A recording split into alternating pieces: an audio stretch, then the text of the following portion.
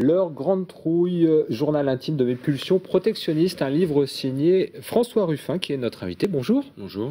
Alors vous êtes journaliste et ce livre, c'est le résultat d'une dizaine d'années de visites d'entreprises en difficulté. Alors il y en a plusieurs, Parizeau, Goodyear, Whirlpool, Molex. Toutes ces entreprises souffrent du libre-échange et vous êtes arrivé à cette conclusion. La solution, ce serait le protectionnisme.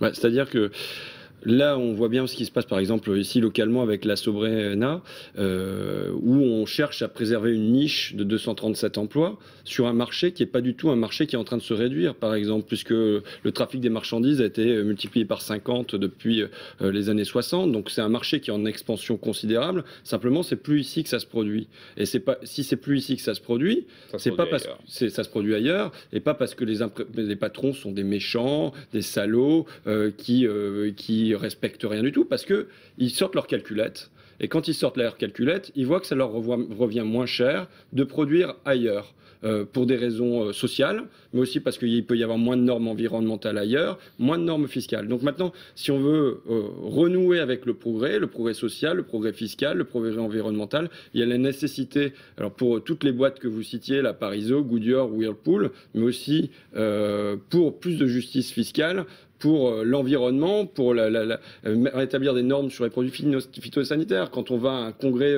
de paysans d'arboriculture, que vient annoncer Bruno Le Maire, le ministre de l'Agriculture? Il vient dire, vous savez, la France ne peut pas toujours être les premiers de la classe sur le terrain environnemental. Donc qu'est-ce que je vais demander à Jean-Louis Borloo? Je vais lui demander de réduire les normes environnementales pour qu'on se mette au même niveau que l'Espagne. Donc c'est le dumping. Le dumping est devenu la loi. Alors malgré tout, le protectionnisme, c'est souvent une idée portée par l'extrême droite qui dit fermons les frontières et faisons la grandeur d'un pays en fermant les frontières. D'abord, c'est extrêmement récent que ça soit une idée qui soit reprise par l'extrême droite.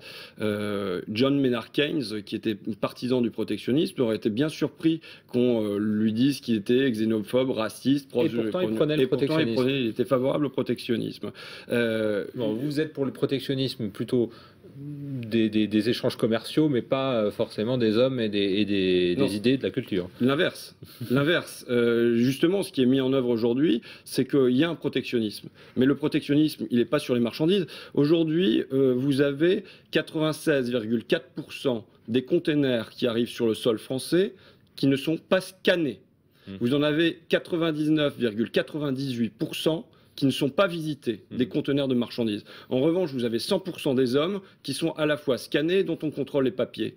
On a construit un véritable mur entre la France et l'Afrique. On a installé des centres de rétention sur les terres de notre ami le colonel Kadhafi, puisqu'à l'époque c'était notre ami. On envoie des patrouilles jusqu'en Mauritanie. Donc il y a deux poids, deux mesures. Et en revanche, dès qu'on viendrait réclamer des taxes aux frontières sur les pneus en caoutchouc en provenance de Russie ou de Thaïlande, c'est à ce moment-là qu'on serait un xénophobe. Donc on peut rejeter les populations pauvres sans être taxé de xénophobie. En revanche, dès qu'on se mettrait à taxer les produits, là on serait xénophobe.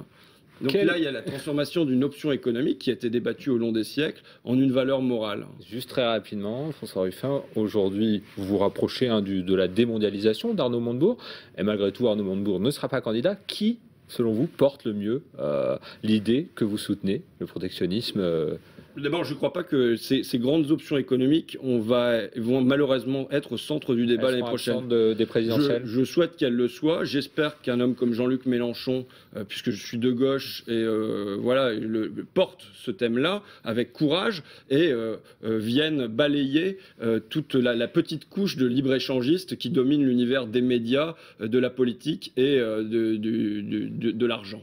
François Ruffin, merci. Leur grande trouille, journal intime de mes pulsions protectionnistes, c'est donc à découvrir. Et puis vous êtes donc ce mardi à Brest à 20h à la Maison du Peuple, et puis ce mercredi à Saint-Brieuc, jeudi à Morlaix et vendredi à Concarneau pour un Fakir Tour. Merci beaucoup.